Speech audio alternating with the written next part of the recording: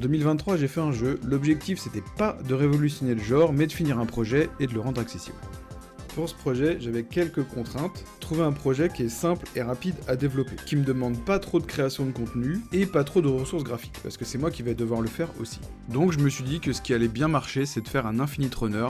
Donc c'est un jeu où il y a un perso qui court toujours dans la même direction, et le but c'est de sauter pour éviter des obstacles. Pour commencer, j'ai fait le saut du joueur, en faisant en sorte que plus on reste appuyé sur le bouton, plus on saute haut.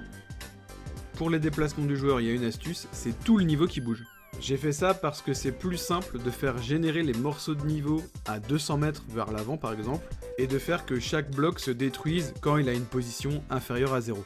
De l'autre côté, je pourrais faire un niveau totalement à la main, c'est-à-dire que je vais placer chaque bloc les uns après les autres. Comme ça, j'ai un niveau que je crée qu'une seule fois, qui est intéressant parce que c'est moi qui décide, mais qui est pas très varié, donc qui incite pas tellement à recommencer une partie.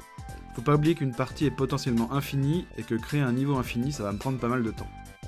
Il faut que je trouve une solution qui me permet d'avoir des niveaux intéressants et qui me prennent pas une éternité à faire. Je me suis dit que j'allais faire un niveau, le découper en petits morceaux, les enregistrer séparément, et faire en sorte que ces morceaux je les replace dans un ordre aléatoire pour créer une infinité de configurations de niveaux.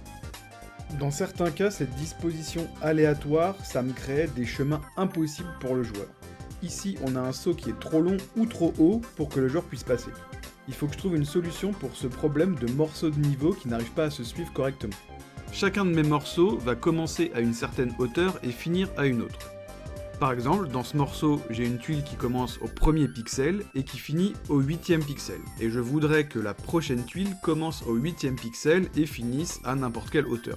En réfléchissant au problème, j'ai vu que la solution c'est un jeu auquel j'ai beaucoup joué avec ma grand-mère, c'est les dominos. Chaque domino a une valeur d'entrée, une valeur de sortie, le suivant doit avoir la même valeur d'entrée que la valeur de sortie du précédent, etc. Donc j'ai créé plein de tuiles avec des valeurs d'entrée et de sortie différentes. J'ai bien rangé ces tuiles dans mon projet Unity, et maintenant je suis capable de sélectionner les bonnes tuiles pour qu'elles se succèdent afin d'avoir un niveau cohérent.